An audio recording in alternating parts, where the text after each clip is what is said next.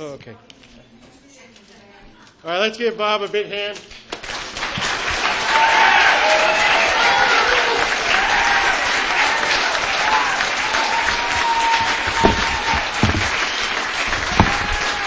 I love Canyon Country.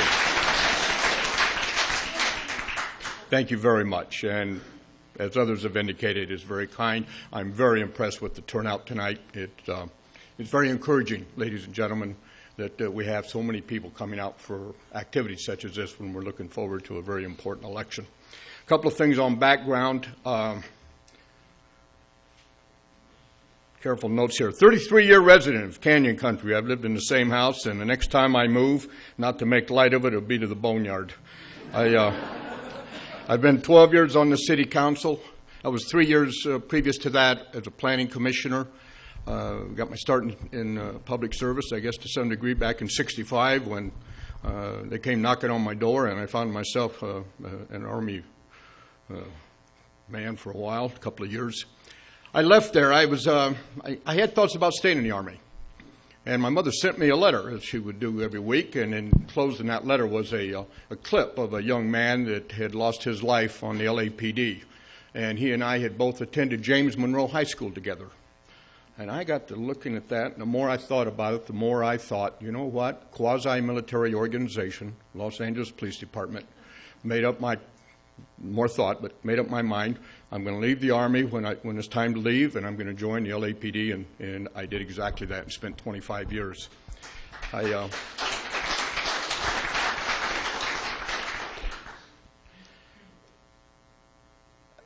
If I may say, I've, as others have in this room, I've enjoyed my public service. I've enjoyed being on the city council. I know there's some issues that come up, or should we kind of term them out? Is it time to move on? Well, you know what? I think the citizens make that call. You make that call. If it's time that it's an elected representative, any level of government needs to move on, I think the citizens need to really make that call. It's time to go. They'll know. A couple of things I feel strong about. I feel strong about our veterans.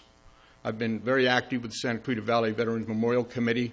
I certainly was a very strong proponent of the naming of the bridge after our loss of military members since 9/11, and in their behalf, I'm going to continue to be strong in working with the various organizations and continuing my involvement with the Veterans Memorial Committee. The seniors. Ladies and gentlemen, we've got a great senior program. There's only one problem with it. It needs a lot of work and a lot of help. And we need more facilities over here in Canyon Country. And we need to work and focus on this area in our community for the seniors. We have much to do. There's a lot to do left in this city. It's a moving target. We've got to keep our sleeves rolled up, keep our nose to the grindstone, and keep doing what's right for Santa Clarita. Thank you.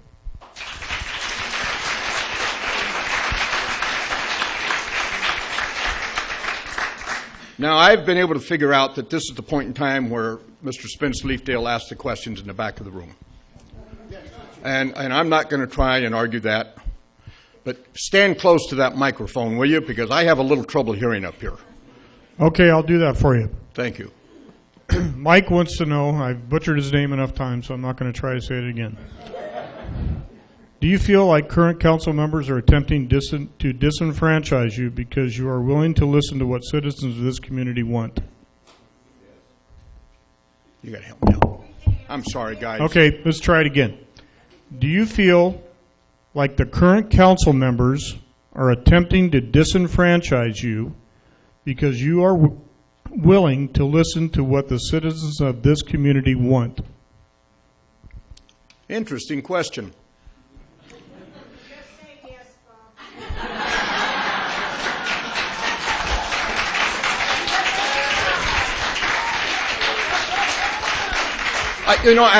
I'll make a comment. When an issue comes before the council and we have our write-up from staff, we review that. We listen to the input of the community.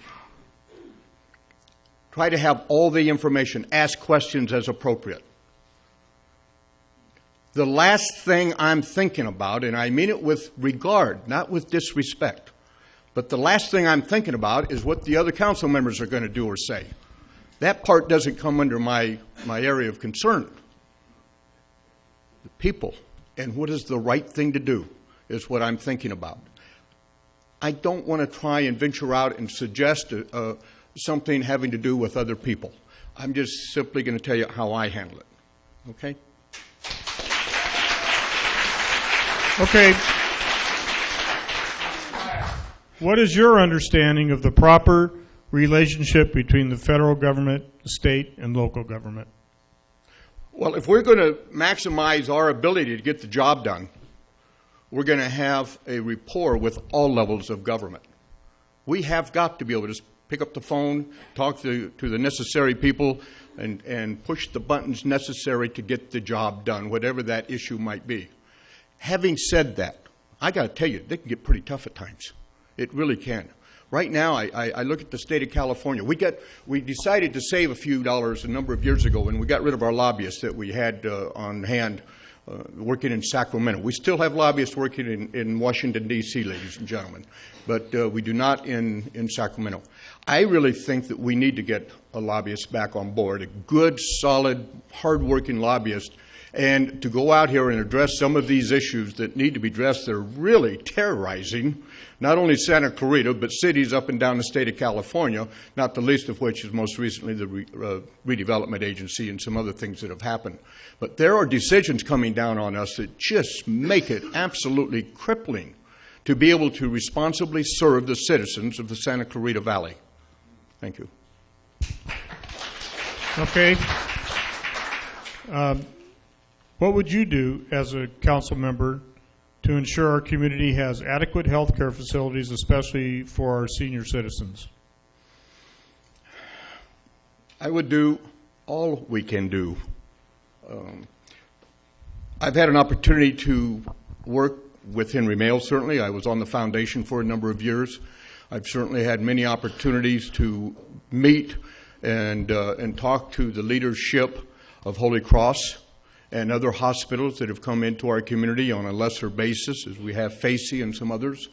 It's imperative that we work with all those resources and try to encourage them, not only for the ones that are here, but to remain here. And that's not to suggest that I have any information that somebody's thinking differently. But we truly do need another hospital, ladies and gentlemen. And we need it at this end of town. I've got a good friend that had a significant injury, broke 5 ribs, and he said the most unbelievable experience of his life was riding in that ambulance from Canyon Country to Henry Mail with those broken ribs. And it's just, we need to have something here. We need to have a trauma center here. We can take this to whatever degree we want to take it, but the main thing is that we do what's right for our citizens and we make it happen and get the job done. And We have another question specifically for you from Dennis Werner. Regarding, I don't take his questions. Next question.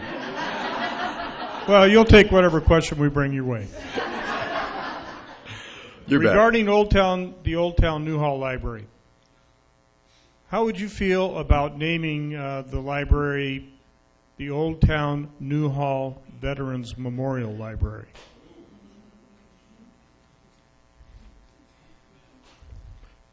I want to listen to the people. That's the next question. That is certainly something to strongly consider. I had somebody come to me the other day and suggested that we not only, as we have named the bridge after our fallen veterans, but maybe we should name the entire Cross Valley Connector an appropriate title to recognize and further commemorate our appreciation for our veterans. I kind of like that idea. I'm not opposed to the naming of the library in behalf of our military members. Of course not. I'll tell you what I don't want. I don't want any council members' names on it or mayors.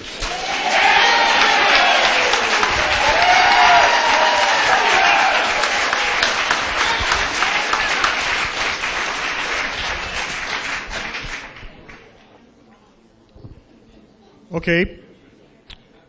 Do you think a candidate should be held responsible by the voting public for purposely making misleading statements about the character of other candidates when they know the statements to be untrue? You know, I've been wrestling with that question every time you've asked it. Help me out with that question. I apologize, folks. Most of you know me. No, they're not quite as good as they could be.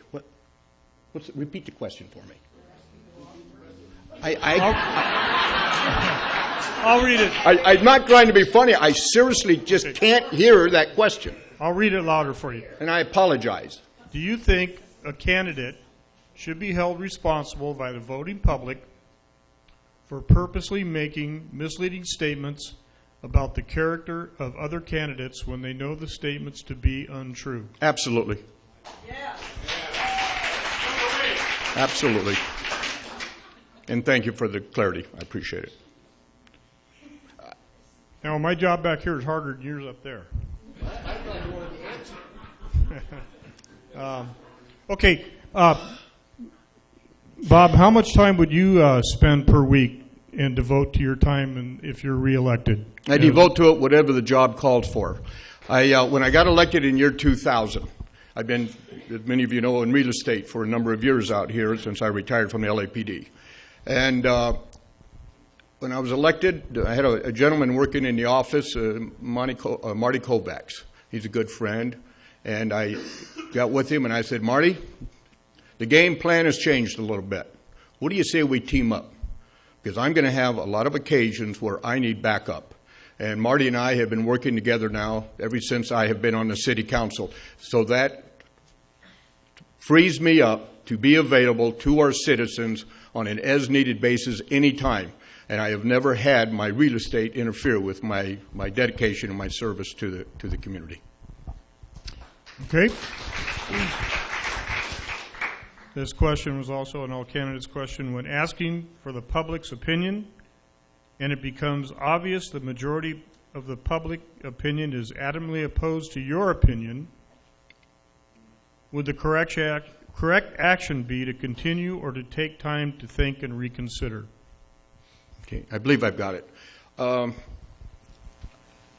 I can't tell you how many occasions I've had over the years now where, having listened to the public, I've had information suddenly come to me that I had not considered, was not in my write-up, had not been discussed, and I have realized, wow, that person has something really important that they brought to the table that I had overlooked. And I will simply tell you, wherein I've experienced that, if I've been on the wrong course, I'll shift gears just like that and head down that path. I sincerely, when I tell you, ladies and gentlemen, I try to do my work. I try to know what the issues are with everything that comes before us and make an informed decision. And many times that additional information has come as a result of listening to the community. Did I answer?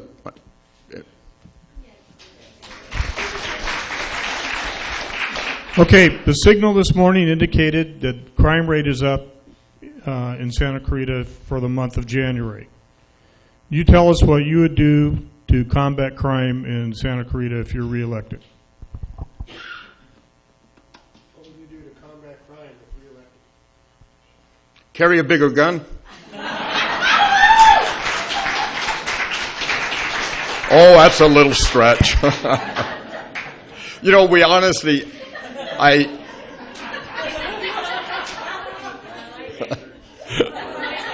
I do believe in the Second Amendment, ladies and gentlemen. In all candor, I believe we have done an excellent job in the city of Santa Clarita. You know, wouldn't it be nice to be able to sit here and say we live in a society that's absolutely the utopian, crime-free, haven't got a thing to worry about in that regard. Don't worry about locking your door because it's just not necessary. All right, what are we smoking, right? Of course. You know we've done a good job. It's why so many of us moved to the Santa Clarita Valley, is because the safety out here is significantly better than it is in many of our neighboring communities.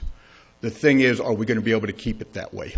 And I'm telling you, we have got to keep our eye on the ball when it comes to this.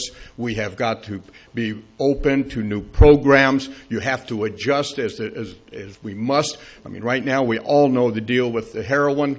It's a huge problem. And I tell you, we've got to throw everything at it that we can possibly throw at it to protect our young people and protect our citizens. Public safety is of paramount importance. If we lose it, ladies and gentlemen, getting it back is virtually impossible. We've got to stay on it. It's one of the reasons, I'm running out of time, we've got to keep this town clean. We've got to, you know what the broken window is. We've got to pay attention and keep that window fixed. We've got to keep those kinds of businesses out here that cause this community to go down a hill. All right, that slope will ruin us. We'll get on to the next question. Could you tell us, how do you feel about the city becoming a charter city? I'm not in favor of it, and here's why. I certainly worked with the Los Angeles Police Department, Los Angeles Charter City, for many years, and I tell you one thing. We talk about maybe the political atmosphere here in Santa Clarita. Ladies and gentlemen, this is child's play compared to what goes on in Los Angeles and many of your charter cities. It is extremely politicized, and you find council members pitted against one another on an ongoing and regular basis. Not good. We need to work harmoniously together. We've had the best results that way. Of course, that aspect brings up the elected mayor aspect. I'm a little bit of a wobbler on that. I was going to go to a council meeting and say, by golly, we need to have an elected mayor. And I talked to some people that I have a great deal of respect and regard for that have come from cities where they had elected mayors of similar sized cities as ours. And they said, boy, I'll tell you, it can be the greatest thing you've ever done, but Lord help you. Lord help you if the people make a mistake and elect a mayor that is going to be a train wreck. And there's a long list of them that have happened, ladies and gentlemen. So I'm kind of telling you, boy, you want to have a crystal ball on this one, but we can't afford a mistake. At least the way we are now, you know you got 1 year. You're not gonna mess us up more than 1 year at a time, okay?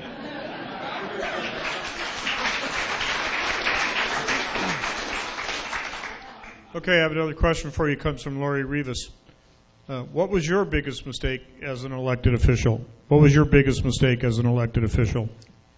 Biggest mistake on this election? As an elected official, anytime. Oh, okay. I thought it had to do with the campaign. You haven't got that much time.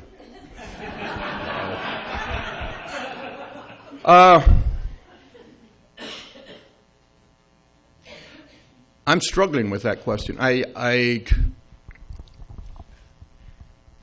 don't feel that there's been a lot of huge mistakes made. I really don't, ladies and gentlemen. If I reach deep, I was thinking the question had to do with our specific election period here that we're coming up with. I can't identify any real huge mistakes out there. I've seen some things that I think that we have done, maybe as a council, that wasn't the best thing we could have done. The way it worked out, but on the overall, I think we've done relatively well, and I really feel that the citizens, because they sure tell me a lot, as Lori was talking about earlier, meeting with citizens in stores and various places, complimenting and thanking us for our work and saying how pleased they are with our city. For the complaints we get, ladies and gentlemen, I will tell you, we get 50 coming into City Hall saying, thank you, what a great city. Okay? Thank you. Okay, that's the end of the questions that I have for you. Sweet Lord. Well, ladies and gentlemen, a couple of things. I know Tim Ben mentioned CMEX. I've been on that committee for several years, with the exception of last year. I've made a number of trips to Washington, fighting the best fight we can fight to win that battle for all of the citizens of Santa Clarita. The LMD thing that was also mentioned, I will tell you this, when it was all said and done, I gave a very specific comment at that council meeting that I would hope that I never, ever see another election that was carried out as that one was, and I dare say you will not see that again. It was wrong. I'm going to make a comment because obviously there's been innuendo, and I recognize this group of people reads the newspaper. I will simply tell you this. I did not spend 12 years on the city council, 25 years on the LAPD to come out here and figure out a way to be corrupt and cheat you, the citizens of Santa Clarita. I'll tell you right now.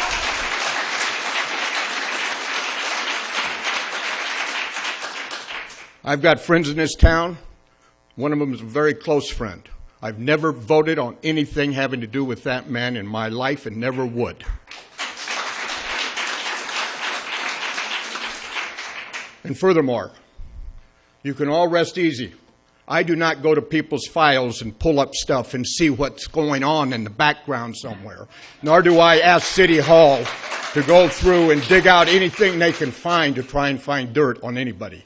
I stand up here on my own merit, my own track record, and make a commitment to you to do the best job I can going forward on behalf of all the citizens of Santa Clarita, and certainly with emphasis on my good friends in Canyon Country. Vote for Bob Kellar on April the 10th. Please take one of my cards. I'd be honored. Go to BobKellar.com. I'd love to have your endorsement. Thank you.